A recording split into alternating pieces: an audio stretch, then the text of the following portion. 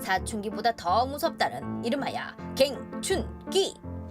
갱춘기란 갱년기와 사춘기를 합한 신조어로 누구나 겪지만 쉽지 않은 시기인데 자칫 방치하면 극심한 우울증과 불면증을 겪을 수 있다고. 톡톡 건강 토크. 오늘은 갱년기 치료 가운데에서도 한방 치료에 대해 자세히 알아본다. 네, 주변에서 사춘기 딸과 갱년기 엄마가 서로 부딪히는 모습 가끔 보셨을 겁니다. 아무래도 호르몬의 균형이 깨진 두 사람이 한 집에 있다 보니까 투닥투닥하는 모습을 볼 수 있기 마련입니다. 네, 그래요. 사춘기 자녀 때문에 걱정, 또 자신의 갱년기 증상 때문에 고민, 이중고를 겪을 수밖에 없는데요. 네. 오늘은 두 번째 사춘기로 힘든 시기를 보내고 있는 우리 엄마들을 위해서 갱년기 한방 치료에 대해서 자세히 알아볼까 합니다. 네. 오늘 도움 말씀 주실 분 모셨는데요. 네. 참다운 한의원 박영애 원장께서 나오셨습니다. 네, 안녕하십니까? 안녕하십니까? 반갑습니다. 네, 그럼 먼저 3분 브리핑을 통해서 폐경과 갱년기의 정확한 개념부터 짚어보도록 하겠습니다. 네. 원장님 부탁드리겠습니다. 폐경이란 매달 경험하던 월경이 완전히 중단되는 것을 말합니다. 월경을 하다가 하지 않는 상태로 넘어가게 되면서 일반적으로 폐경 전후 수년간을 갱년기라고 합니다. 보통 40대 중반 또는 후반에 시작되고요.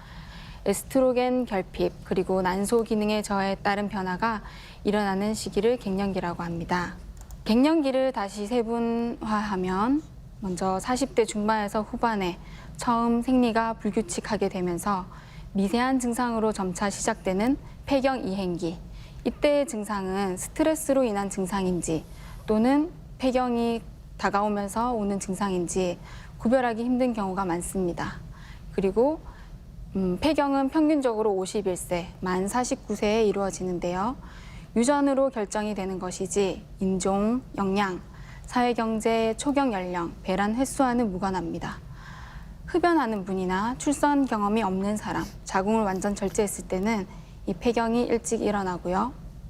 폐경기 후기의 증상은 사람에 따라서 증상이 없거나 증상이 심하거나 영향이 다 다르게 나타납니다.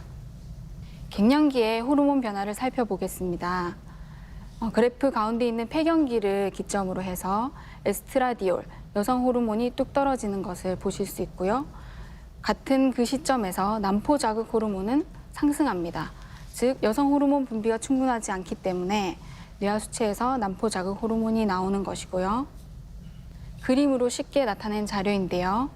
에스트로겐 레벨을 붉은색으로 표시되어 있고 20세, 30세, 35세, 35세에 보면은 에스트로겐 수치가 최고조에 달하고 40세부터는 점점 줄어서 50세, 폐경기에는 반 정도, 그 뒤로도 에스트로겐은 전혀 없는 상태는 아니지만 많이 줄어들고 있는 것을 보실 수 있습니다. 이 갱년기에 비만 여성과 마른 여성이 위험성이 다르게 나타나는 부분이 있는데요.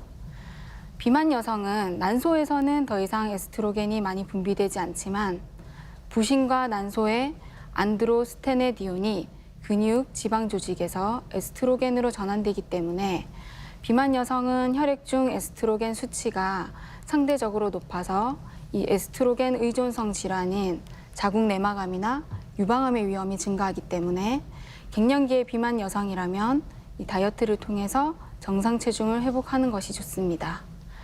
반면에 마른 여성이라고 좋은 것이 아니라 마른 여성은 혈액 중에 에스트로겐 수치가 상대적으로 낮아서 골다공증의 위험이 높습니다. 그렇다고 해서 살을 찌워야 하는 것은 아니고 운동과 칼슘의 섭취를 통해서 뼈를 단단하게 만드는 노력이 필요합니다.